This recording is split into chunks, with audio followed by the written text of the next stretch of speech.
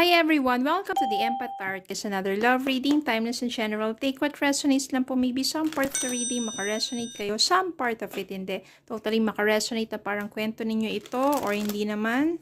Dahil maraming mga energies, iba't ibang mga love connections. Ano kaya ang lalabas ngayon sa ating reading? Mga mensahe at mga gabay para sa inyo.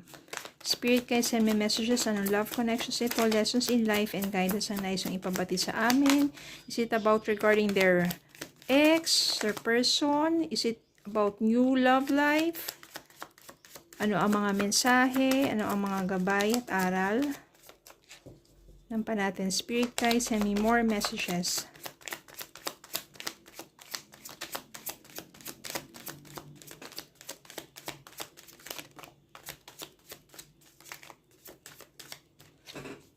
Okay, so ito muna. Yan. We have here 4 of Cups. So, ibig sabihin yan, you keep focusing dun sa nakaraan, dun sa ex mo. You regret. You refuse offers. You missed yung ibang mga opportunities. Sabihin natin yung iba pang nandiyan sa paligid mo who offers you, who admires you, who offers you a relationship, romantic relationship, because you just focus on your past. Nung ka lang nakatuon sa ex mo, siya lang iniisip mo. Knight of Wands, someone who's adventurous is coming into your life. Siya yung makikilala mo na siguro hindi mo siya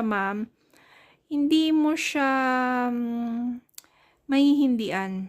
Kasi yung iba, di ba, parang ini-ignore mo lang. Pero itong someone na to is very into, kasi siya energetic Mapapatawa ka nito, mapapasaya ka nito. Tapos, madadala yung yung vibes mo. Kung palagi ka malulungkutin, gagaan yung pakiramdam mo. Very charming kasi nito Yan, ito, 7 of Pentacles. So, pagdating naman sa, sabihin natin, sa money matters, so, yung hard work mo, iha-harvest mo yan. Yung kasipagan mo, makakamtan mo yung magandang rewards niyan. So, siguro, kung wala kang love life ngayon, nagfo-focus ka sa trabaho mo, sa negosyo mo, maganda naman ang kakahinatnan yan. Kasi, yung pagsusumikap mo o yung kasipagan mo, you will reap the rewards. Ace of Pentacles, may panibagong opportunity pa na darating para sa'yo. Financially, no? Yan. Hindi ka mapopromote. New business ventures yan para sa'yo. Tingnan pa natin, ano pa ba ang mga mensahe para sa'yo. Bukod kay Knight of Wands, na siyang very charming, na makakapagpasaya sa'yo. Okay. 5 of Swords. Ibig sabihin dito, you have to surrender na tama na yung pakikipaglaban sa yung someone na wala na naman sa buhay mo Ano pa pang kailangan mong gawin? You have to focus at the present, not at the past. You have to surrender na and stop, thinking about your past. Ito, you have to move on. Moving on. Umalis na nga yung person mo na yun, iniwan ka na nga niya Bakit palagi siya pa rin iniisip mo? Kailangan isipin mo yung sarili mo. Especially kapag naapektuhan ang iyong health. Page of Cups. No, kailangan mo siya yung sa sarili mo, yung inner child mo. Go on, have a dreams. Diba? Start dreaming, focus on your goals, which is, I think, yun naman yung ginagawa mo ngayon. Kasi nandito, nakakapag-focus ka naman sa pansarili mo. Tignan pa natin iba pang mga mensahe para sa'yo, sa inyo.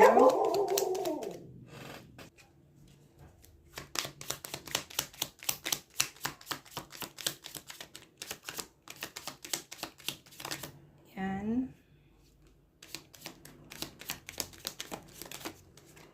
And yan. Meron ditong King of Pentacles. So, hindi lang si Knight of Wands. Meron someone who is mature, very hardworking, business-minded, and stable. Maaring ma-meet mo rin tong person na to. Maaring dito yan, no, sa bagong business venture mo. Or more opportunity para sa'yo. You have to become strong. You have to keep yourself stronger in facing any adversities. Devil dito may manunukso. Why? I can sense here yung ex mo gustong bumalik. Toxic na nga yun eh. Babalikan mo pa ba? At I can sense here din na maaring someone na babalik sa'yo bukod dun sa ex mo. Someone na matagal mo na rin palang inignore sa buhay mo. Siya pala yung magbabalik. At siya, yung maaring someone na talagang para naman pala sa'yo. Okay, so ang masasabi ko dito, kung iniwan ka ng person mo, nandito yan oh, iniwan ka ng person mo na yon. Tama na, let go na, and you have to move forward na. Wag mo na siyang pakaisipin pa. Okay, so kung ang ginagawa mo sa ngayon is nagpo-focus ka sa sarili mo, tama yan. Pero kung palagi naisip mo pa rin ex mo, gusto mong bumalik yun, no na, it's a devil. Hindi ko sinabing devil yung person mo, pero ibig sabihin, devil energy, toxic na, wag na. Someone's coming back into your life, maybe siya yung matagal nang ini-ignore mo. At maybe this time, yan, eto na naman si maybe this time, baka sa inyong muling pagkikita, siya na yung someone talaga para sa'yo. Doon mo marirealize na ito pala yung taong matagal ko nang hindi pinapansin.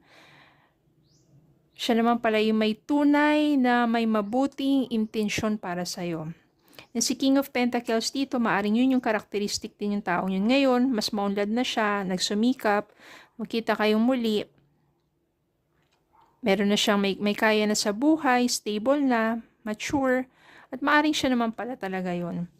No, siya yung person na maaring kababata mo o pwede rin naman kaklase mo o lumipas sa mga panahon, naging successful, nagkita kayo muli, pareho kayong single, at maaring siya yung taong mabalik sa buhay mo. Stop na dito. Tanggalin natin sa gitna si devil. Mas maganda ito, no? Yan. Tingnan natin ano ba message para sa inyo.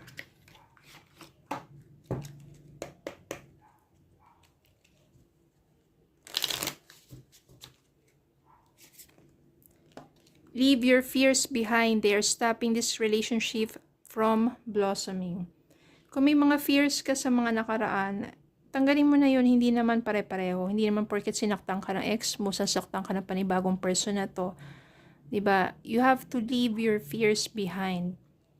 Kasi mamaya, kino-compare mo eh.